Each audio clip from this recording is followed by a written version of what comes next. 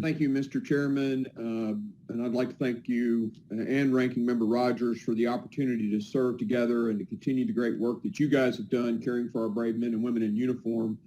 I'd also like to say to Ranking Member Rogers, I've gotten to know him personally while working under his leadership at Homeland Security. Sir, it's been great to work with you there, and I look forward to and am proud to serve with you now. My time as an airborne ranger and Army physician assigned with some of our Tier 1 Special Forces units gave me a love for those who stand in defense of our freedoms. They would die for us, and I believe every member of this committee has a similar devotion and dedication to them. So it's a real honor for me to be here, and also the chance to take care of, in my district, Fort Campbell, and the men and women who are serving from that base, kicking doors and taking names across the globe to defend our freedom is a real honor. As an Army physician who did research both at Walter Reed and USAMRIID during medical school and research with soldiers and on soldiers in residency, I'd like to put to bed this issue that I keep hearing about using research medications on active duty soldiers. There is statute passed by Congress previously in National Defense Authorization Acts that prevent, because of Tuskegee Airmen and what happened there, legislation was passed to prevent the use of any experimental medication on an active duty soldier. We did research myself on pain management and residency, and we're not able to use anything but an FDA-approved drug for that. It is written into law. I think it's a bad idea to change it in a blanket statement because, or a blanket law, because we need the full-blown research done before we saddle our warriors with an experimental medication. And I can help the committee find that NDAA and the witnesses find that NDAA if it's necessary. I do have some questions for our witnesses, and I appreciate you being here.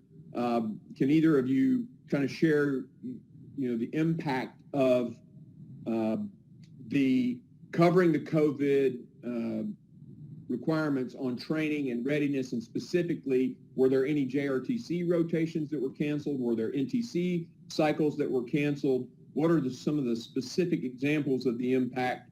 And when we make this training up, what's the impact going to be on op tempo? Congressman, it's General Taliaferro. I can address that.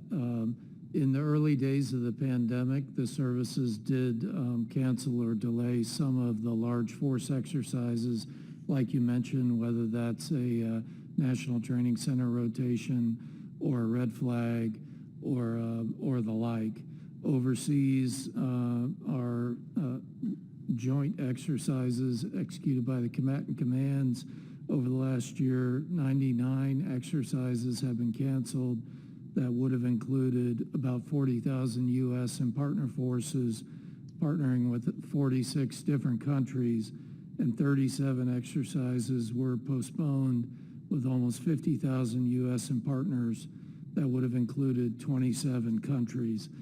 And I think the overseas training and the large force exercise training in the United States are similar, but there are some key differences.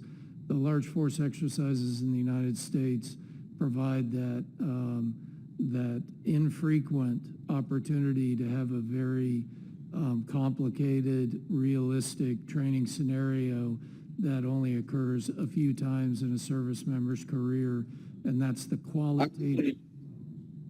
I really hate to interrupt you, especially having served in the military, and I don't like interrupting a two-star general, but what is the time it's going to take to return to the level of training when we make all this up? I mean, how long is it going to take us to make all this up, and what's the impact on the op tempo? I only have about a minute left, so that's why I jumped in and interrupted.